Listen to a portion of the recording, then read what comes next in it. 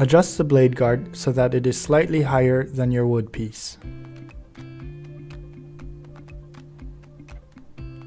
Press the green button and slowly bring the wood to the saw. Use a push stick if necessary. Turn it off as soon as you're done.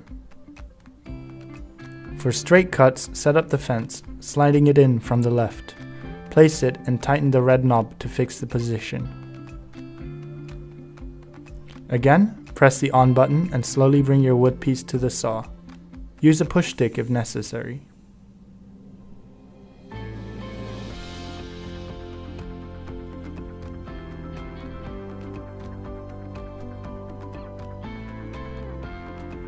Finally, turn off the saw and put down the blade guard.